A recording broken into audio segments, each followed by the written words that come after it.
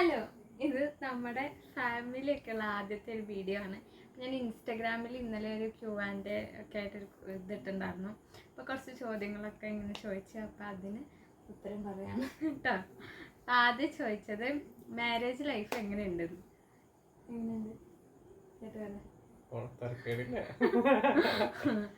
എനിക്ക് കുഴപ്പമൊന്നുമില്ല. എന്താ പറയുക, കല്യാണം കഴിഞ്ഞു, കുട്ടി അങ്ങനെ ഒന്നും അങ്ങനെ വലിയ അല്ല, അങ്ങനെ വലിയ ഭാര്യയായിട്ട് അങ്ങനെയൊന്നുമില്ല. പോകുന്ന സാധാ പോലെ തന്നെ പോയിക്കൊണ്ടിരിക്കുന്നു. സൂപ്പറാ. ഓക്കെ, ഇനി അടുത്തത് അമ്മ ആയിട്ട് എങ്ങനെയുണ്ടെന്ന് ചോദിച്ചു. അമ്മയായിട്ട് വളരെ ഇവളെ കൊണ്ട് വലിയ ബുദ്ധിമുട്ടൊന്നുമില്ല അല്ലേ? വഴക്കും ശല്യമൊന്നുമില്ല. ഇങ്ങനെ പിള്ളേരെ പോലെ എപ്പോഴും അങ്ങനെയൊന്നുമില്ല. വിശക്കുമ്പോൾ ചെറുതായിട്ടൊന്ന് ഒച്ചയെടുക്കും. അങ്ങനെ കരയിപ്പിക്കാറൊന്നുമില്ല. അങ്ങനെ കരയാൻ അവസരമൊന്നും ഉണ്ടാക്കി കൊടുക്കാറില്ല. അവൾക്ക് ഇങ്ങനെ നമ്മൾ ഫ്രീക്വൻ്റായിട്ട് ഫീഡൊക്കെ ചെയ്തുകൊണ്ടിരിക്കും. പിന്നെ അഥവാ അവൾക്ക് എന്തെങ്കിലും വേദനിക്കുക അങ്ങനെ എന്തെങ്കിലും കാര്യമുള്ളൂ. അപ്പോൾ അത് നമുക്കങ്ങനെ ബുദ്ധിമുട്ടൊന്നുമില്ല. എല്ലാം ഇങ്ങനെ പോയിക്കൊണ്ടിരിക്കുന്നു. അങ്ങനെ പിന്നെ എന്തായിരുന്നു എൻ്റെ പഠിത്തം അത് സീരിയസ് ആയിട്ട് കുറച്ച് പേര് ചോദിച്ചിട്ടുണ്ടായിരുന്നു. പഠിത്തം നിർത്തിയോ, അല്ലെങ്കിൽ എന്താണ് ഇനി പ്ലാന്, കുട്ടിയൊക്കെ ആയില്ലേ പിന്നെ പഠിക്കുവോ, എന്താന്നൊക്കെ ചോദിച്ചിട്ടുണ്ടായിരുന്നു. പറ. പഠിത്തത്തിൽ പഠിക്കാനാണ് ഞാൻ പറയണത്. ഇനിയിപ്പോ അല്ല പരീക്ഷ ഏതാന്നാ പറഞ്ഞു. എന്നെ പഠിത്തം ഒന്നും മുടങ്ങിയിട്ടില്ല. ഞാൻ ഇപ്പൊ കണ്ടിന്യൂ ചെയ്യുന്നുണ്ട്. എക്സാം എഴുതാനായിട്ട് പോയി. ഞങ്ങൾ കഴിഞ്ഞ ഇടയ്ക്ക് ബാംഗ്ലൂർ പഠിപ്പിച്ച് വലിയൊരാളാക്കിയിട്ട് വേണം എനിക്ക് കാല് നിവർത്തി നിൽക്കാൻ. പിന്നെ അപ്പൊ ഞാന് പഠിക്കാനായിട്ട് പോകുന്നുണ്ട്. ഓക്കെ, അപ്പൊ ഒന്നുമില്ല കേട്ടോ. ഞാൻ പഠിക്കുന്നുണ്ട്, കണ്ടിന്യൂ ചെയ്യുന്നുണ്ട്. ഇനി എക്സാം എഴുതാനായിട്ട് ഞാൻ ബാംഗ്ലൂർക്ക് പോകും. എക്സ്പെക്ട് ചെയ്തൊരു വൈഫിനാണോ ജിന്ദക്ക് കിട്ടിയത്? നമുക്കൊരു ആഗ്രഹം ഉണ്ടല്ലോ ഇങ്ങനത്തെ പെൺകുട്ടീനെ കല്യാണം കഴിക്കണം.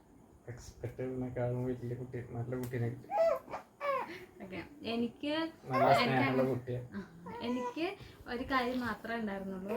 നമ്മൾ ഇങ്ങനെ എന്നെ കേൾക്കാൻ ഒരാൾ വേണം. എനിക്ക് ഇപ്പം ഫോണൊക്കെ ചെയ്യുമ്പോൾ ഇപ്പം നമ്മൾ പറയില്ല, കല്യാണം കഴിഞ്ഞിട്ട് ആദ്യത്തെ ഒരു വർഷമൊക്കെ ഈ പുതുമോടിയൊക്കെ ഉണ്ടല്ലോ, അത് കഴിഞ്ഞിട്ട് ഇതൊന്നും ഉണ്ടാവില്ല, കുറച്ച് നാൾ കഴിയുമ്പോൾ ഇതൊക്കെ മാറും, അല്ലെങ്കിൽ ഇപ്പോഴത്തെ പോലെ ആയിരിക്കില്ല പിന്നീട് എന്നൊക്കെ പറയില്ലേ. പക്ഷെ ചേട്ടൻ ഭയങ്കര ഇൻട്രോവേർട്ടാണ്. അതുകൊണ്ട് തന്നെ ഞാൻ പറയുന്നൊക്കെ ഇരുന്ന് കേൾക്കും, എന്നോട് സംസാരിക്കട്ടെ. ഞാൻ എപ്പോൾ ഫോൺ വിളിച്ചത് ഇതുവരെ ചേട്ടൻ ഞാൻ വിളിച്ചിട്ട് ഫോൺ എടുക്കാതെ ഇരുന്നിട്ടില്ല. അതുപോലെ എന്നെ ഇങ്ങോട്ട് വിളിക്കും, അല്ലെങ്കിൽ ഞാൻ ഇന്നത് ചെയ്യണം, ഇന്നതാണ് ഞാൻ എപ്പോൾ ഫോൺ വിളിച്ചാലും എടുത്തിട്ട് എടിയും ഇന്ന പരിപാടിയാണ് അല്ലെങ്കിൽ എന്നോട് സംസാരിക്കാറുണ്ട്. എടുക്കാതെയോ കട്ട് ചെയ്യുക അല്ലെങ്കിൽ നീ എന്തിനെപ്പോഴും വിളിച്ചോ അങ്ങനെ ചോദിക്കാറുണ്ട്. ഒരു ദിവസം ഞങ്ങൾ ഒരു 10 പ്രാവശ്യമെങ്കിലും വിളിക്കും, അങ്ങോട്ടും വിളിക്കും. ഡെലിവറി എങ്ങനെ ഉണ്ടായിരുന്നു? എൻ്റെ ഡെലിവറി ഓപ്പറേഷനായിരുന്നു. എന്നുവെച്ചാൽ വേദന ഇല്ലാണ്ട് പ്രസവിച്ചതൊന്നല്ല. 7:30 പെയിൻ സ്റ്റാർട്ട് ചെയ്തു. 1:30 വരെ അല്ലേ, 1 മണി വരെ ഞാൻ സഹിച്ചു. 1 മണി ആയിട്ടും വേദന സഹിക്കാൻ പറ്റാണ്ട് കാറി പൊളിച്ച് അങ്ങനെ കാറി ഇവളുടെ ഹാർട്ട് ബീറ്റ് കുറഞ്ഞിട്ട് 1:15 ആയപ്പോൾ എന്നെ ഓപ്പറേഷൻ കയറ്റി. 1:30 ആയപ്പോൾ പകൽ നല്ല വേദന ഉണ്ടായിരുന്നു. സുഖമൊന്നും ഉണ്ടായിരുന്നില്ല. അത് എങ്ങനെ ഓപ്പറേഷനായിരുന്നു. പ്രഗ്നൻസി എക്സ്പീരിയൻസ് അത് എന്നെക്കാളും നന്നായിട്ട് ജിൻഡാണ് എക്സ്പീരിയൻസ് ചെയ്തത്.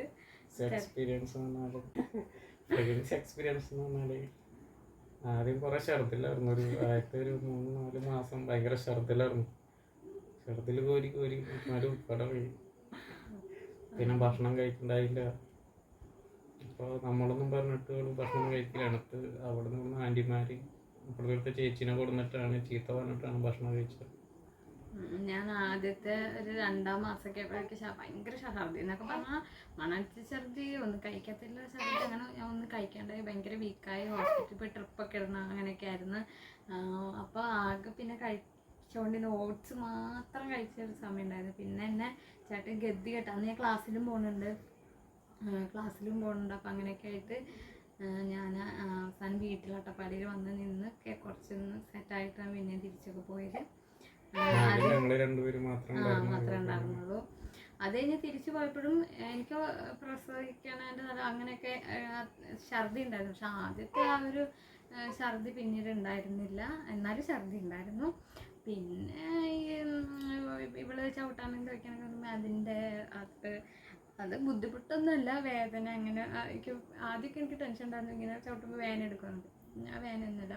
പിന്നെ ഈ യൂറിൻ ഇൻഫെക്ഷൻ വന്നിട്ട് അതിൻ്റെ അതൊരു 9-ാം മാസമൊക്കെ ആയപ്പോൾ അത് നമുക്ക് ഈ പ്രസവവേദന നമുക്ക് അറിയില്ലാത്തതുകൊണ്ട് ഈ യൂറിൻ ഇൻഫെക്ഷൻ വരുമ്പോൾ ഇത് ആ വേദന ആണോ അങ്ങനെ ഭയങ്കര കൺഫ്യൂഷനായിട്ട് കുറേ പ്രാവശ്യം ആശുപത്രികളൊക്കെ കയറി ഇറങ്ങേണ്ടിയിരുന്നു. അങ്ങനത്തെ ഒക്കെ അങ്ങനെ ചെറിയ ചെറിയ ബുദ്ധിമുട്ടുകളൊക്കെ മാത്രമേ ഉള്ളൂ, വേറെ കുഴപ്പമൊന്നും ഉണ്ടാവില്ല അങ്ങനെ. പിന്നെ ഇപ്പം അമ്മയൊക്കെ ഉണ്ടെങ്കിൽ ഒക്കെ നല്ലതാണ്. പിന്നെ എനിക്ക് സ്വീറ്റ്സിനോടായിരുന്നു കൂടുതൽ, സ്വീറ്റ്സ് കഴിക്കാനായിരുന്നു ഇഷ്ടം. പിന്നെ എൻ്റെ ഒരു കൂട്ടുകാരൻ ചോദിച്ചിട്ടുണ്ടായിരുന്നു, ആന്ധ്രയിലുള്ളൊരു കൂട്ടുകാരൻ ചോദിച്ചിട്ടുണ്ടായിരുന്നു എക്സ്പെക്റ്റ് ചെയ്തത് എന്ത് ബേബീനെയാണെന്ന്. എക്സ്പെക്ട് ചെയ്തത് ഞങ്ങൾക്ക് ആഗ്രഹം ബേബി ഗേളായിരുന്നു. പക്ഷെ ഞങ്ങൾ അതുകൊണ്ട് ഞങ്ങൾക്ക് രണ്ടുപേർക്കും ഗേൾ വേണമെന്നായതുകൊണ്ട് ഞങ്ങൾ എക്സ്പെക്ട് ചെയ്തത് ബോയ് ആയിരിക്കും എന്നാണ്. എല്ലാവരും ഗസ് ചെയ്തതും ബോയ് ആയിരിക്കും എന്നാണ്.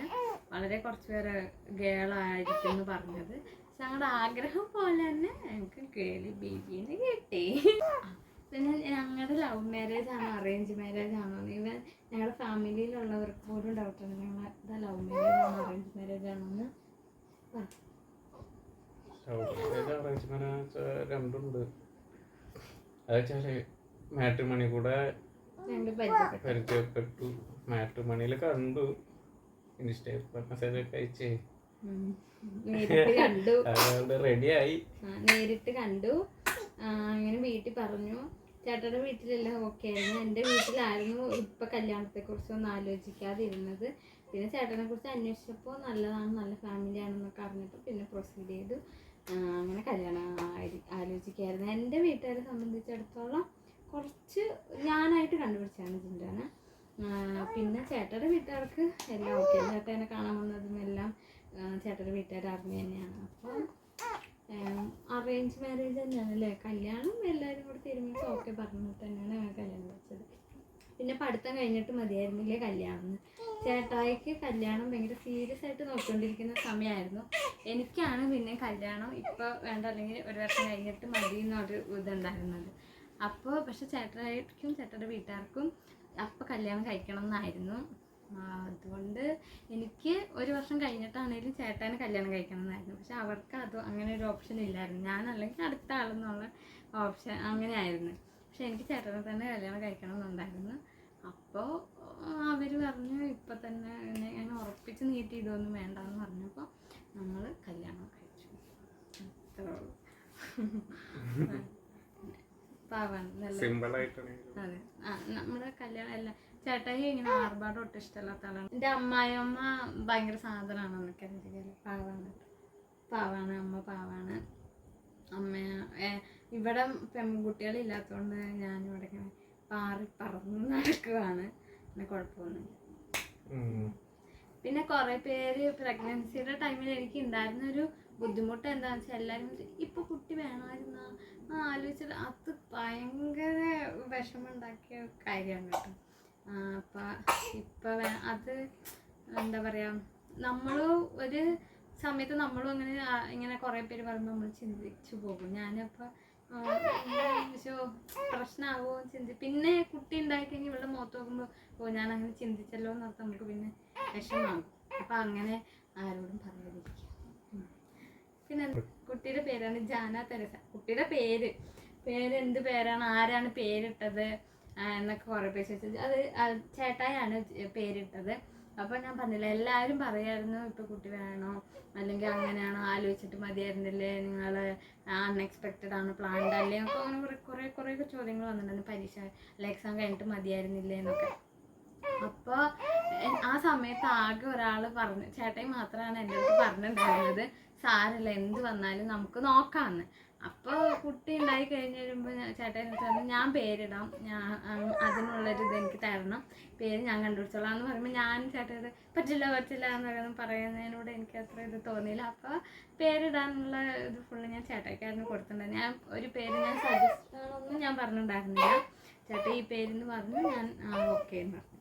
അപ്പോൾ പേര് കണ്ടുപിടിച്ചത് ചേട്ടയാണ്. എന്താ പേരിൻ്റെ ഒരു ഇതെന്താണെന്ന് പറഞ്ഞു. ഓരോ പേരിനോരോ കഥ. അത് അറിയാം. ചേട്ടൻ ഏതൊരു ഇംഗ്ലീഷ് സിനിമ കണ്ടിട്ട് അതിനകത്ത് ഒരു സിനിമയിലെ ഒരു ഇതിന്റെ പേരായിരുന്നു ത്രില്ലർ ഫിലിം. ഏതോ ഒരു ഇംഗ്ലീഷ് പടമായിരുന്നു. അപ്പൊ അത് ഏകദേശം എൻ്റെ ഡെലിവറി ടൈമിനോട് എന്തെങ്കിലും അപ്പൊ ആ സമയത്ത് ആയതുകൊണ്ട് അങ്ങനെ പേര് ഇട്ടു. പിന്നെ കുറെ പേര് ഇട്ടും ഡോണ, ജിൻഡോ അങ്ങനെയായിട്ട് അങ്ങനെ നല്ല പേര് കണ്ടുപിടിച്ചത്. നല്ല അതൊക്കെയാണ് ഞങ്ങളുടെ കാര്യങ്ങള്. പിന്നെ സൂപ്പർ കൂളായിട്ട് പോണു. പിന്നെ യൂട്യൂബ് വീഡിയോസ് നിർത്തിയത് കല്യാണം കഴിഞ്ഞിട്ട് ഇപ്പം ഞാൻ പഠിക്കാൻ പോയതുകൊണ്ടാണ് യൂട്യൂബ് വീഡിയോസൊക്കെ നിർത്തിയത്. അപ്പോൾ എനിക്ക് ഫോണിനൊന്നും പെർമിഷൻ ഉണ്ടായിരുന്നില്ല. അതാണ് വീഡിയോസ്. പിന്നെ എഡിറ്റ് ചെയ്യാനും പിന്നെ വീഡിയോസ് എടുക്കാനൊക്കെ മടിയായി തുടങ്ങി. പിന്നെ ചേച്ചിമാരുടെ കൂടെ ആയിരുന്നല്ലോ. അപ്പോൾ ചേച്ചിമാരൊക്കെ എല്ലാവരും ഓരോരോ സ്ഥലങ്ങളിലേക്ക് പോയപ്പോൾ വീഡിയോ എടുത്ത് തരാൻ ആളില്ലാതെ. പക്ഷേ ചേട്ടൻ ഭയങ്കര സപ്പോർട്ടാണ്. വീഡിയോ എടുക്കാനും വീഡിയോ എടുത്ത് തരാറൊക്കെ ഉണ്ട്. എന്താ പറയുക, ചേട്ടായി ഇപ്പോൾ ചേട്ടൻ പറയും ഞാൻ നിന്നെ യൂട്യൂബ് വീഡിയോസൊക്കെ ചെയ്യണത് നല്ല ബോൾഡാന്ന് വിചാരിച്ചാണ് കല്യാണം കഴിച്ചപ്പോൾ വീഡിയോ എടുക്കുന്നൊക്കെ പറഞ്ഞ് ഭയങ്കരമായിട്ട് ബൂസ്റ്റ് ചെയ്യാറുണ്ട്. അപ്പോൾ അതും കുഴപ്പമില്ല. എന്താ ചേട്ടായി പറഞ്ഞിട്ടൊന്നുമല്ല വീഡിയോ നിർത്തിയതും വീഡിയോ ചെയ്യാത്തതും. അപ്പം അത്ര കള്ളം. Tata, bye bye, see you. അടുത്ത വീഡിയോ ആയിട്ട് വരുന്നവരേക്കും ഓക്കെ.